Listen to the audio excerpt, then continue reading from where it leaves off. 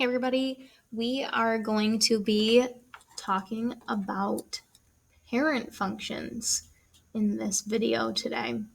So the second half of Unit 1 is all about functions and what makes a function, how do we know if something is a function, how do we evaluate functions, and now we're going to look at different types of functions.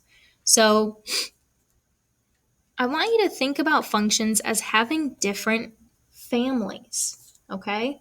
And just like when we think about people, different families have different characteristics, right? You look like the members of your family. So you're your own person, you're unique, but there are similarities. The same goes for the different types of functions. So it is your job to know these 6 types of functions and be able to recognize them in equation form and in graph form. So we're going to go through and fill all of this out. So starting with the constant equation. So that is f of x equals c, where c is just some number. Okay? Now, if I make an XY table, we'll say -3, -2, -1, 0, 1, 2, 3. No matter what X is, Y is always going to be C. So what that means is that when I make the graph is always going to be a horizontal line.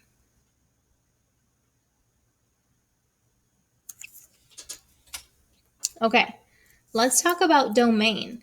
Domain, remember, is all of the possible x values that a function has. So if I look to the left and I look to the right, all the x values are going to be covered. So this is from -infinity to infinity. Or another way that we can put it is all real numbers. The range is the possible y values, the output. Now, my only y value is whatever c is. So we'll say y equals c. The y-intercept is where the graph crosses the y-axis, which is at the point 0, c. Special notes. This is y equals a number. So, for example, the one that I drew on the graph would be y equals 6. Notice there's no x anywhere in the equation, and it will always be a horizontal line.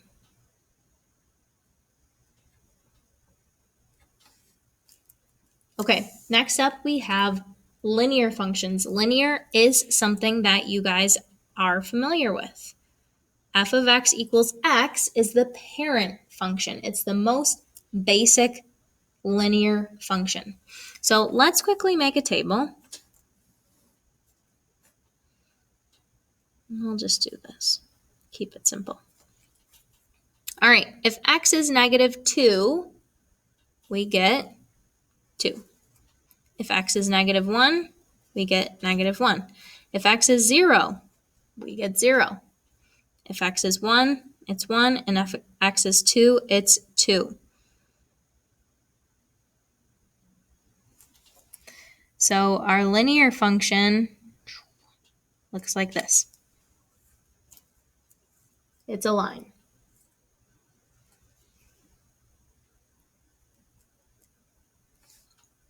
So I'll put that in your special notes. It's always a line. Linear functions are a line. What is the domain? Domain, remember, is all the possible x values.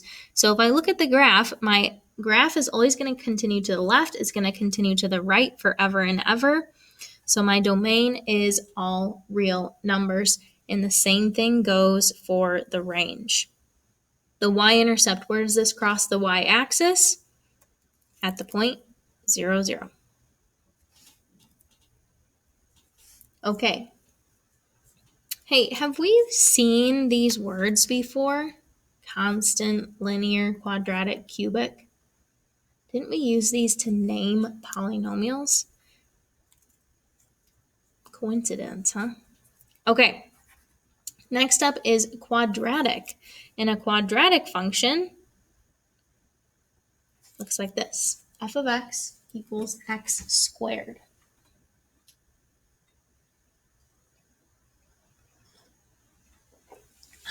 Gotta get some coffee. Okay. F of x equals x squared. Let's plug in a few values here. If x is negative 2, if I put negative 2 into this function, what do I get out? I get 4. How about negative 1?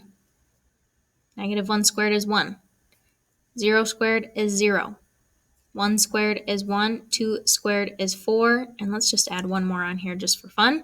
3 squared is 9. Okay, let's plot those.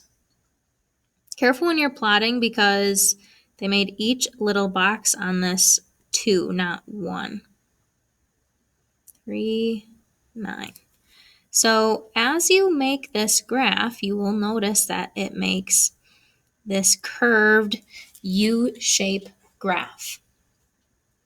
All quadratic functions make this shape for their graph. So like I said, these families of functions all have common characteristics. So, linear functions will always be a line. Now, all lines are not going to be the same. They might be tilted down. They might be really steep. They might be almost flat, positive slope, negative slope, but they all fall in the family of linear functions. Same thing goes for quadratic. Quadratic functions will always have this U shape, which we call a parabola. A parabola. Okay, now let's talk about domain and range. Domain is my possible x values. If I kept this graph going, if it were bigger, my graph would keep going to the left and it would keep going to the right forever and ever. So x can be any number. However, my range, notice how my y values are only positive. Well, they go to 0, but they're never going to be negative because no matter what number I square, I'm always going to get a positive output. So that means my range is y is greater than or equal to 0. Now, if we wrote it in interval notation, we could write it as 0 to infinity. So these two are the same thing.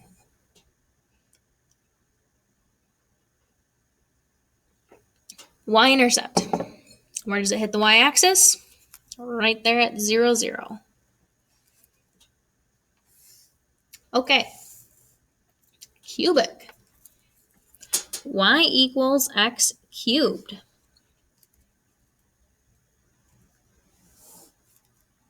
Negative 2, negative 1, 0, 1, 2. Negative 2 cubed is negative 8. Negative 1 cubed is negative 1. 0 cubed is 0. 1 cubed is 1. 2 cubed is 8. What happens when we graph this?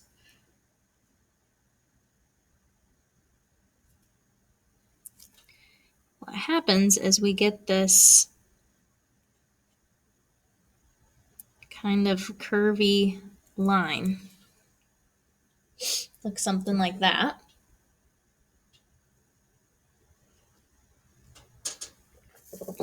And again, the domain and range are all real numbers. My y-intercept is 0, 0. I don't really have any special notes for this one. I don't know. There's not really a name for this shape, but that's a cubic function. Okay, square root. f of x equals the square root of x. Now, this is something that we will talk about more, but you actually can't take the square root of a negative number. If you try to take the square root of a negative number, you get an imaginary number. So if you remember, we talked back in lesson 1 about real numbers. And everything that we've learned so far has been about real numbers. Well, there's also something called imaginary numbers. And we don't have imaginary numbers on our graph. We only have real numbers. So if you didn't get any of that, that's okay. We're only going to choose positive numbers. So 0, the square root of 0 is 0. The square root of 1, what times itself is 1? That's 1. Now, can we take the square root of 2? Sure. I can take the square root of 2. Square root of 2, oh, it's right there, 1.4. Now, I don't really want to graph that point, 2, 1.4. So I'm going to pick an x value that gives me an output that is easier to graph. So the next x value that would do that for me is 4. Because there is a whole number times itself that gives me 4. And that is 2. The square root of 4 is 2. Let's do one more. What would be the next number? Well, it's 9. What times itself gives us 9? That's 3. So let's plot these points. 0, 0, 1, 1, 4, 2, and 9, 3. And we kind of get this sideways curve.